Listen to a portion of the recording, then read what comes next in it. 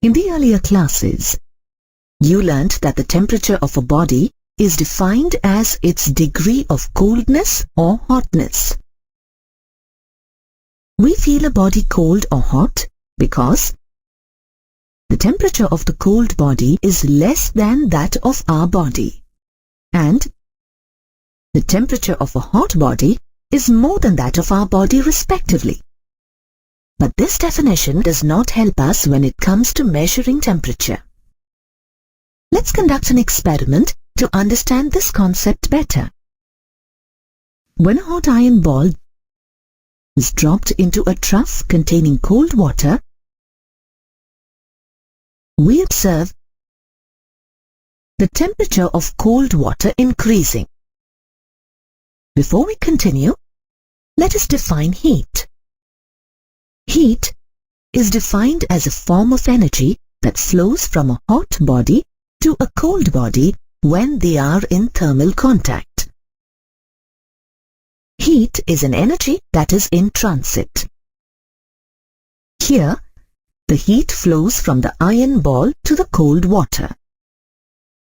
When we touch a cold body, heat flows from our body to the cold body.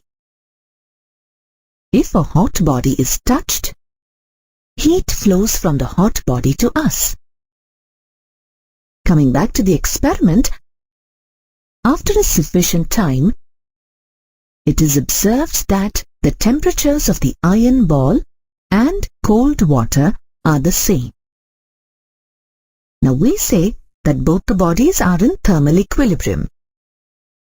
When two bodies are in thermal equilibrium, there will be no net exchange of heat energy between them.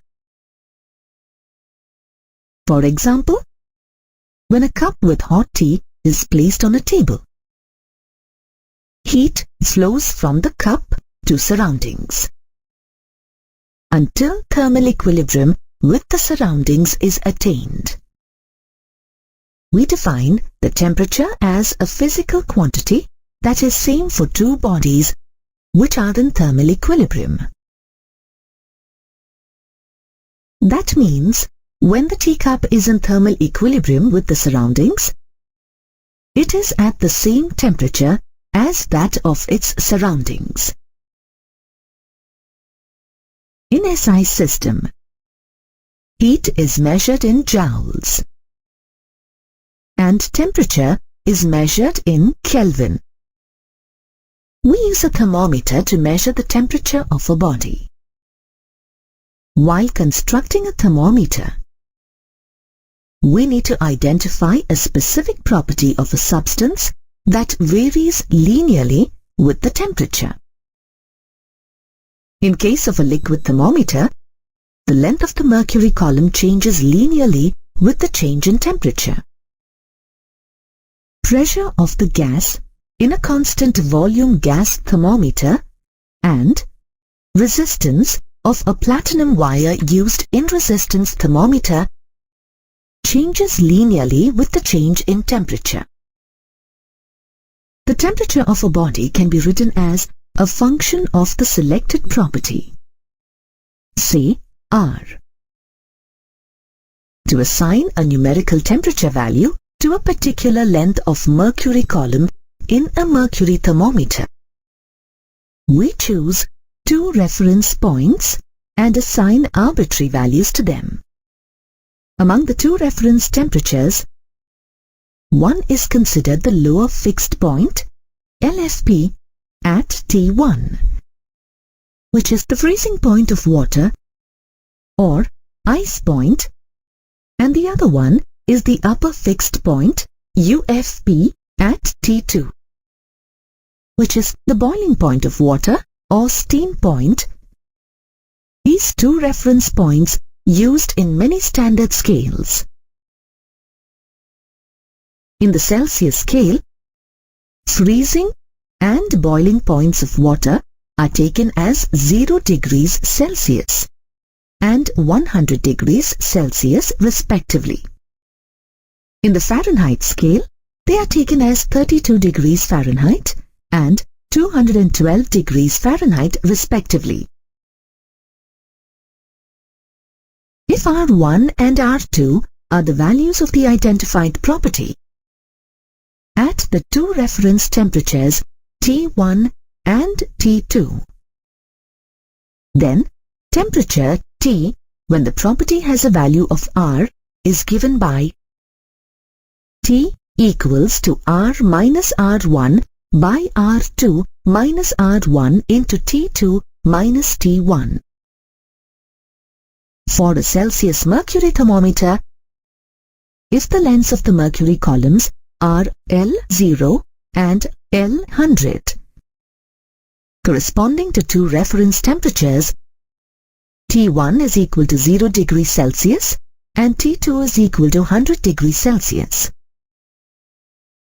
Then the temperature T corresponding to a length of L is T is equal to L minus L0 by L100 minus L0 into 100.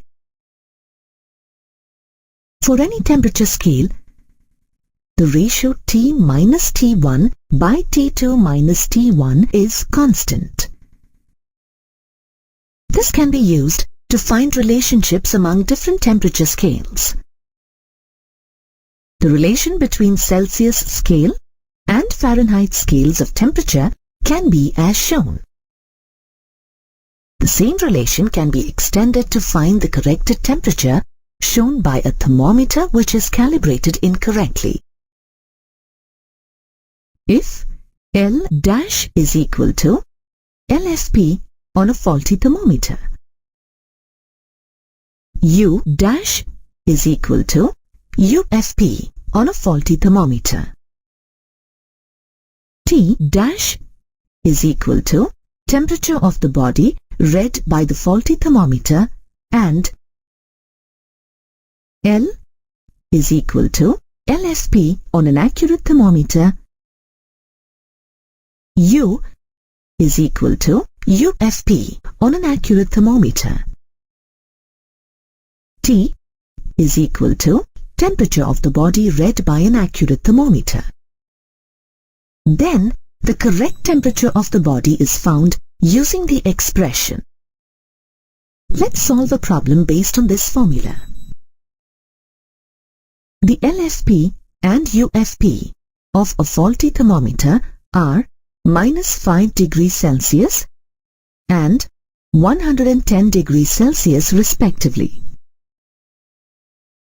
If the temperature of a body measured using this faulty thermometer is 45 degrees Celsius, then what is the correct temperature of the body? Here, T is equal to T degrees Celsius, L is equal to 0 degrees Celsius, U is equal to 100 degrees Celsius, T dash is equal to 45 degrees Celsius, L dash is equal to minus 5 degrees Celsius, U dash is equal to 110 degrees Celsius. Upon substituting the values in the equations and solving, we find that the actual temperature is 43.5 degrees Celsius. When a mercury thermometer and an alcohol thermometer are used to find the temperature of a substance, they may not show the same temperature readings.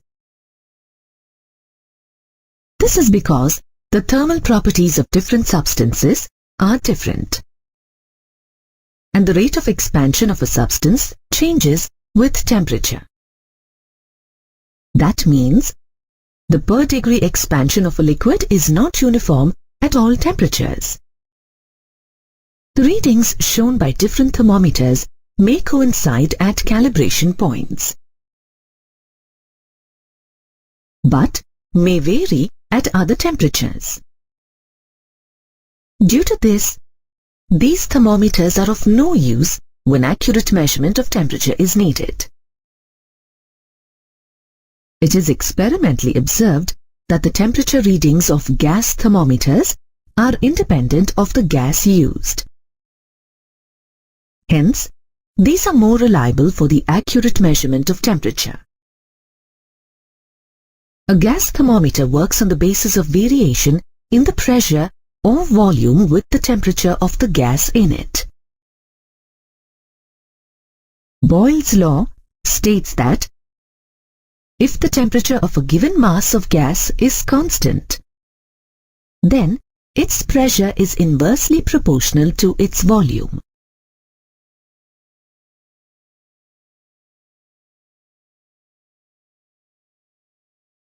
At constant temperature T, PV is equal to constant, where P is the pressure of the gas and V is the volume of the gas.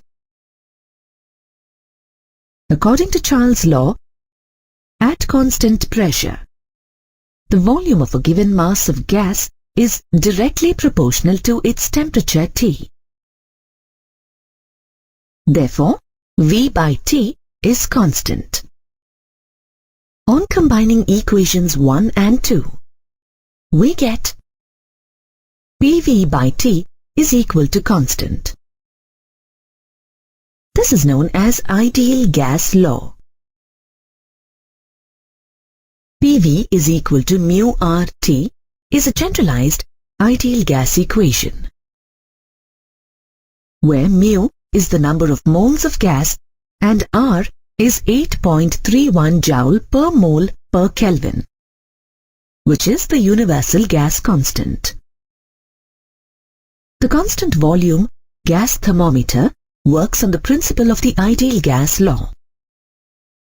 Since PV is directly proportional to T, when the volume of a given sample of gas is constant, its pressure changes linearly with the temperature of the gas. When a graph is plotted between pressure and temperature, a straight line is obtained. If the density of the gas is low, the graph will be a perfect straight line for all gases over a large temperature range. Let's look at the pressure-temperature graph for different gases at low density. When extended towards negative temperatures, all these straight lines meet at a point represented by the temperature minus 273.15 degrees centigrade. That means, at temperature minus 273.15 degrees centigrade, if the gas is still in the same state, its pressure reduces to zero. In fact, at this temperature, the average kinetic energy of gas molecules becomes zero. As a result, they cease to move and settle at the bottom of the container, and the pressure exerted by them reduces to zero. A new temperature scale was developed by Lord Kelvin by designating this temperature of minus 273.15 degrees centigrade as zero.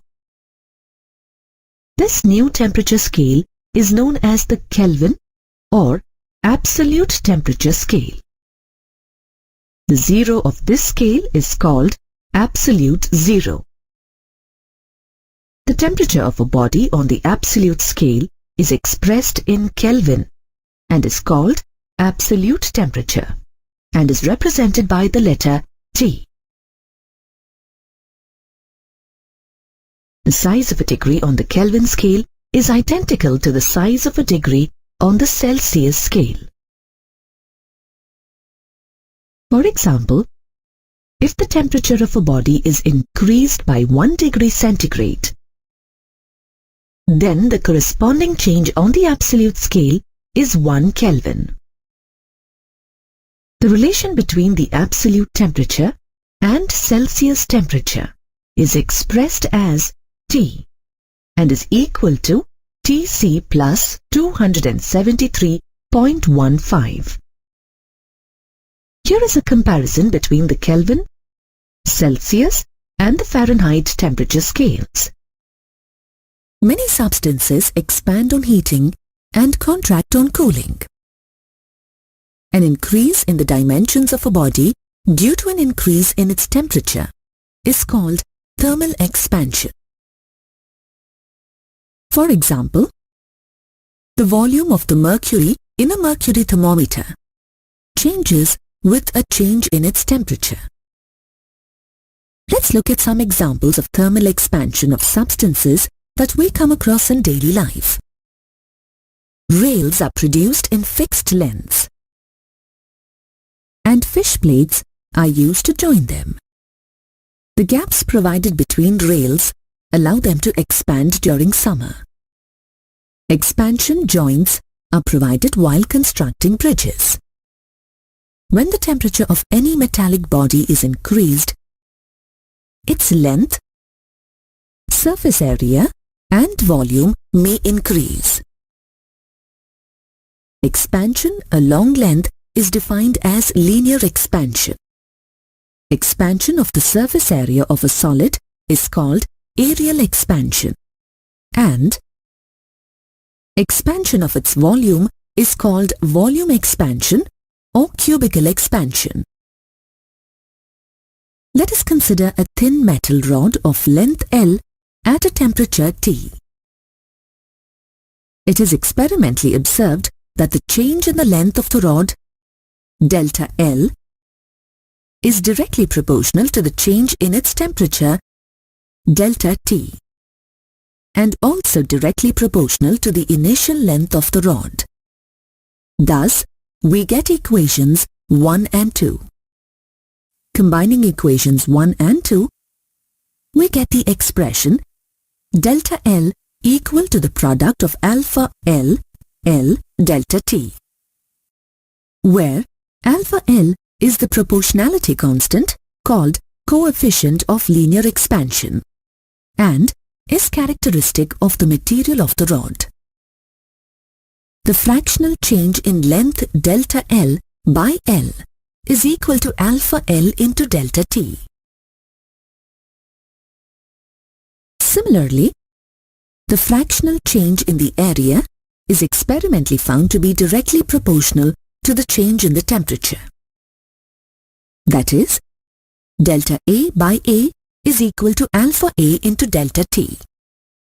That is, the fractional change in the area, delta A by A, is equal to alpha A into delta T, where alpha A is the coefficient of areal expansion. If the volume of a solid body is V and delta V is the change in volume for a change of temperature delta T, then delta V is equal to alpha V into delta T, where alpha V is called the coefficient of volume expansion. Though the coefficient of expansion is a characteristic of the substance, its value depends on its temperature. For many solids, expansion is analogous to photographic enlargement. For example, if a metallic sheet with identical holes, as shown, is heated, then the expansion is proportionate in all directions. The length and breadth of the sheet, radii of all the holes, and the distance between two holes all increase proportionately. Substances that expand at the same rate in all directions are called isotropic substances. For a perfect isotropic material, the coefficients of thermal expansion are related as alpha V equals to 3 alpha L and alpha A equals to 2 alpha L. Let's prove the identity by considering a cube of length L0. Its total surface area A0 equal to 6 L0 square and its volume V0 equal to L0 cube. When the temperature of the cube is increased by delta T, let the length of each side be increased by delta L. Therefore, the length of the side after expansion L equals to L naught plus delta L. Change in area delta A equals to 6 into L naught plus delta L whole square minus 6L naught square. This is equal to 6 into delta L square plus 2L naught delta L. The term delta L square can be ignored as the value is negligible. Then we get delta A is equal to 6 into 2L naught delta L.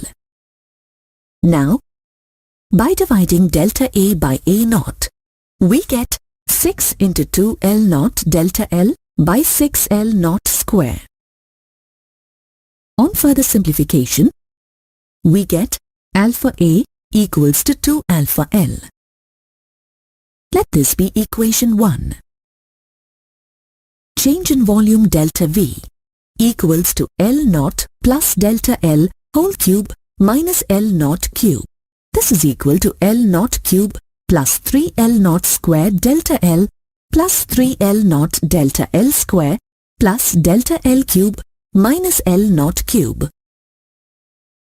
The terms delta L square and delta L cube can be ignored as their values are negligible. Then we get delta V is equal to 3 into L naught square into delta L. Now by dividing delta V by V naught, we get 3 into L naught square delta L by L naught cube. On further simplifying, we get alpha V equals to 3 alpha L. Let this be equation 2. Let us now look at the expansion of solids at an atomic level. In a solid, the atoms are arranged in fixed positions.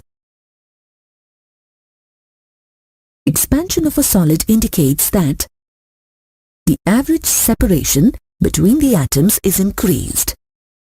As the temperature increases, the atoms vibrate with more vibrational energy, and the amplitude of vibrations also increase. The graph shown is the potential energy curve for two adjacent atoms in a solid as a function of their internuclear separation. Since the potential energy curve is an asymmetric curve, the average separation between atoms increases as temperature increases. As liquids do not have a specific shape, they do not have linear and aerial expansion as solids do. They have expansion in volume only. When a liquid in a container is heated, both the liquid and the container expand. Hence, for liquids, we have two categories of expansions, namely real and apparent. The apparent expansion of a liquid is the expansion that appears. The apparent expansion of the liquid is equal to the real expansion of the liquid minus expansion of the container. Unlike other liquids, water exhibits irregular expansion between 0 degrees centigrade and 4 degrees centigrade. If the temperature of water is raised from 0 degrees centigrade to 4 degrees centigrade, instead of expanding, it actually contracts. This means a given mass of water occupies least volume and, as a consequence, will have maximum density at 4 degrees centigrade.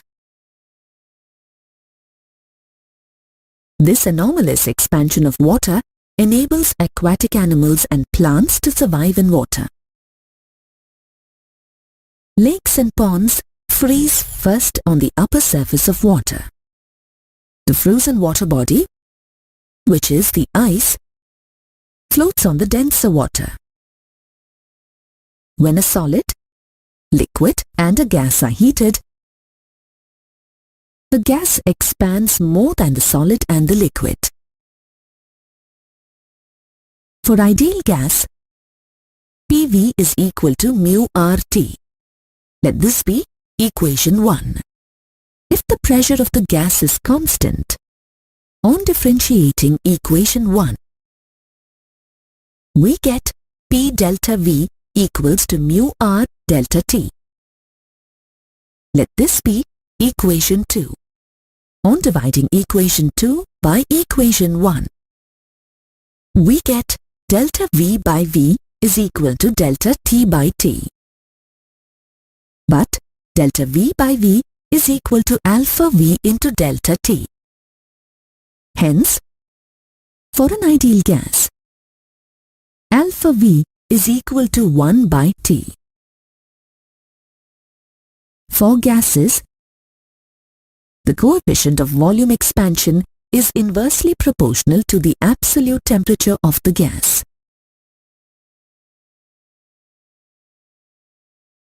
Let us now discuss thermal stress. Consider a rod rigidly fixed at both ends to prevent expansion. If the temperature of the rod is changed, then the stress that develops in the rod is called thermal stress. The stress developed in a body when not allowing it to expand while heating is called thermal stress.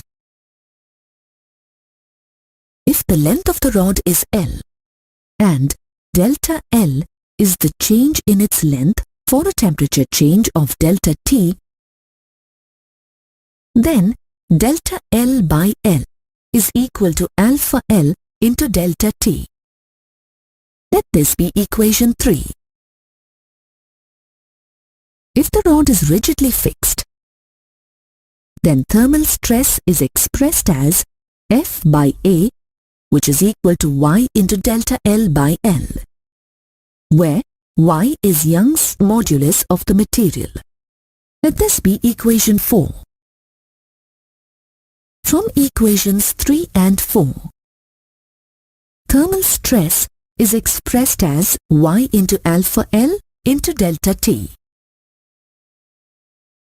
The force F acting on the rod must be equal to the product of Y, A, alpha L and delta T.